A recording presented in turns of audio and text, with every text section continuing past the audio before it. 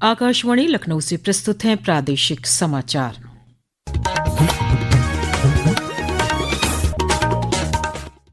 मुख्य समाचार। प्रधानमंत्री आवास योजना शहरी के दूसरे चरण के लाभार्थियों को मिली अनुदान राशि की पहली किश्त। मुख्यमंत्री योगी आदित्यनाथ ने कहा, सरकार हर गरीब के साथ। 19 मार्च को अयोध्या में श्री राम यंत्र का पूजन करेंगी राष्ट्रपति द्रौपदी मुर्मू। 20 और 21 मार्च को वृंदावन में दर्शन पूजन।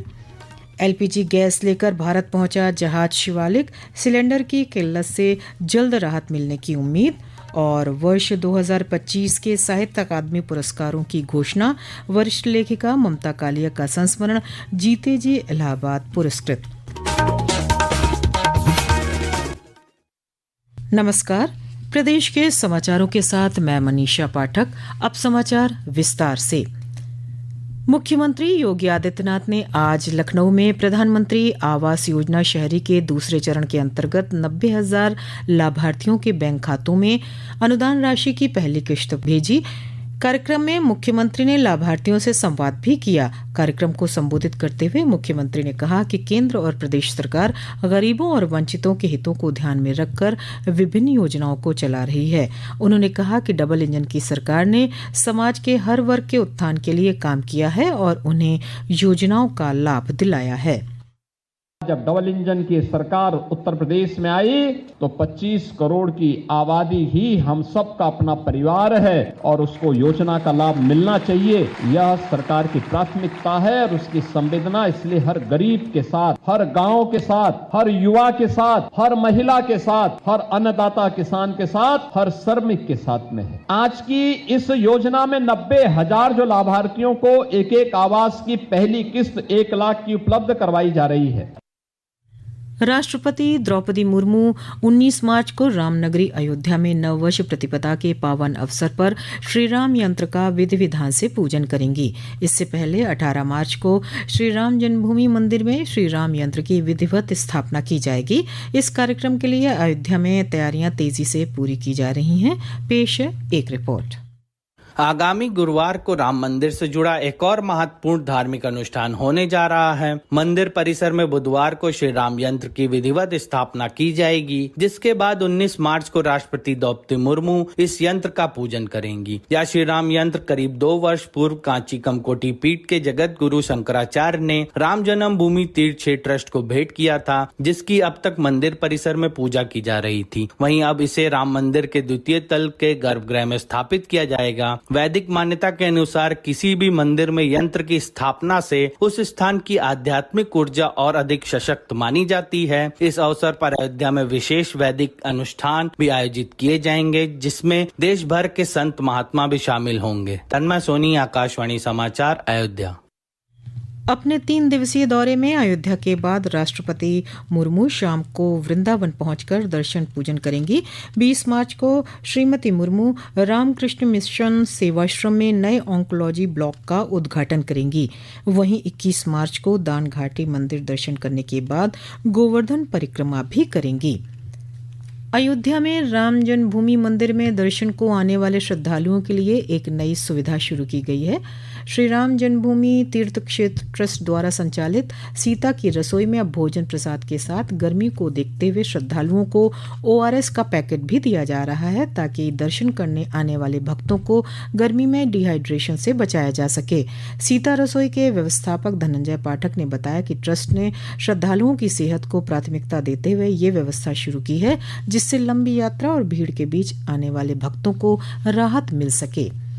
एलपीजी वाहक जहाज शिवालिक आज शाम भारत पहुंच गया है। पश्चिम एशिया के हालिया घटनाक्रमों पर नई दिल्ली में आयोजित अंतर मंत्रालयीय संवाददाता सम्मेलन को संबोधित करते हुए पत्तन, पोत और जलमार्ग मंत्रालय में विशेष सचिव राजेश कुमार सिन्हा ने बताया कि भारतीय मालवाहक जहाज नंदा देवी कल भारत पहुंचेगा।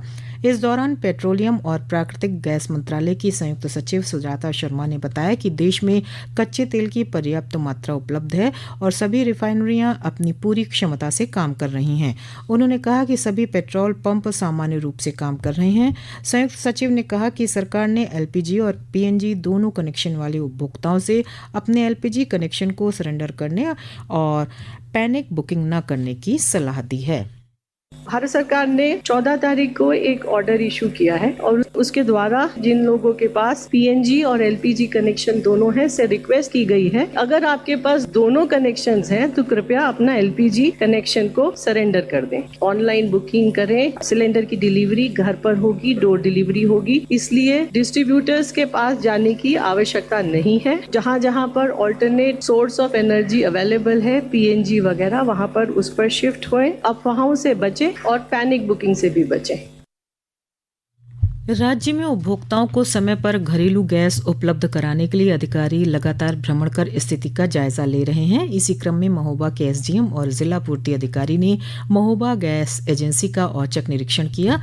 इस दौरान अधिकारियों ने स्टॉक का मिलान कर एजेंसी संचालक को होम डिलीवरी व्यवस्था को और अधिक बेहतर करने के निर्देश दिए हैं। अधिकारियों ने गोदाम में पहुंचकर इंडेन गैस सिलेंडरों के मौजूदा स्टॉक का मिलान किया और रजिस्टरों की जांच की। एसडीएम शिव ध्यान पांडे ने बताया कि जांच का उद्देश्य ये सुनिश्चित करना है कि किसी भी उपभोक्ता को गैस के लिए लंबा इंतजार न करना पड़े। शहर वासियों को गैस समय से उपलब्ध हो और जो हमारे गैस एजेंसी वाले लोग हैं होम डिलीवरी करें। इन्हीं सब बिंदुओं को लेकर के हम लोग भ्रमणशील हैं। इसी कड़ी में हम लोग महोबा गैस एजेंसी पर भी आएंगे। ये समाचार आप आकाशवाणी लखनऊ से सुन रहे हैं। ताज़ा समाचार जानने के लिए आप हमारी वेबसाइट newsonair.gov.in पर लॉगिन कर सकते हैं। इसके साथ ही आप प्रादेशिक समाचारों का ये बुलेटिन हमारे YouTube channel news on AIR Lucknow पर भी सुन सकते हैं।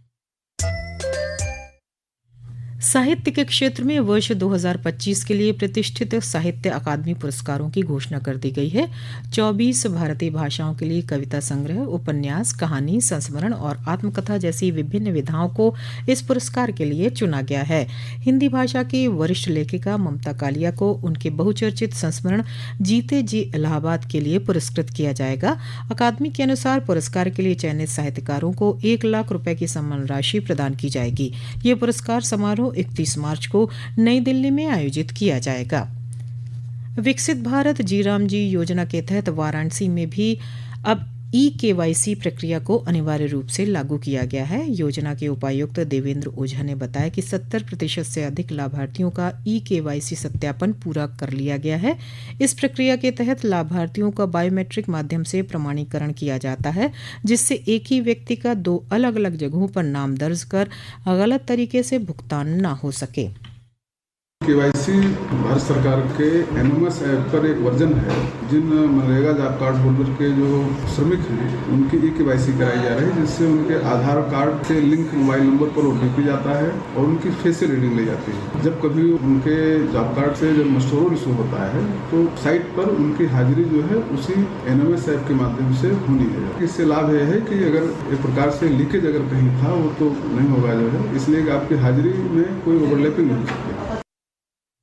पिछले 24 घंटों के दौरान राज्य के विभिन्न जनपदों में हुई हल्की बारिश से मौसम सुहावना बना रहा। इस दौरान आगरा मंडल में तापमान 2 से 4 डिग्री सेल्सियस तक गिरावट दर्ज की गई। मौसम विभाग के मुताबिक राज्य में सबसे कम न्यूनतम तापमान नजीबाबाद में 12.5 डिग्री सेल्सियस दर्ज किया गया। विभाग ने अगले 3 दिनों के दौरान अधिकतम तापमान में 3 से 5 डिग्री सेल्सियस की अचानक वृद्धि और उसके बाद 5 से 7 डिग्री सेल्सियस की गिरावट की संभावना जताई है। वहीं न्यूनतम तापमान में मामूली बढ़ोतरी के बाद 2 से 4 डिग्री सेल्सियस की गिरावट आने का अनुमान है। मुरादाबाद के मुंडा पांडे थाना क्षेत्र में आज सुबह दिल्ली लखनऊ राजमार्ग पर सड़क हादसे में 4 लोगों की मौत हो गई, जबकि एक अन्य गंभीर रूप से घायल हो गया। पुलिस अधीक्षक कुमार रणविजय सिंह ने बताया कि हादसा उस समय हुआ जब रामपुर से दिल्ली जा रही एक कार अनियंत्रित होकर ईंटों से लदी ट्रैक्टर ट्रॉली से टकरा गई। सभी को उपचार के लिए सामुदायिक स्वास्थ्य केंद्र भेजा गया है, जहां 4 युवकों को मृत घोषित किया गया है। अंत में मुख्य समाचार एक बार फिर।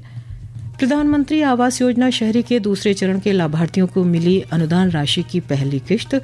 मुख्यमंत्री योगी आदित्यनाथ ने कहा, सरकार हर गरीब के साथ। 19 मार्च को अयोध्या में श्री राम यंत्र का पूजन करेंगी राष्ट्रपति द्रौपदी मुर्मू। 20 और 21 मार्च को वृंदावन में दर्शन पूजन। एलपीजी गैस लेकर भारत पहुंचा जहाज शिवालिक। सिलेंडर की किल्लत से जल्द राहत मिलने की उम्मीद। और वर्ष 2025 के साहित्य अकादमी पुरस्कारों की घोषणा। वरिष्ठ लेखिका ममता कालिया का संस्मरण जीते जी इलाहाबाद पुरस्कृत। इसी के साथ प्रादेशिक समाचारों का ये बुलेटिन समाप्त हुआ। अगला बुलेटिन रात 8 बजे FM पर प्रसारित किया जाएगा। नमस्कार।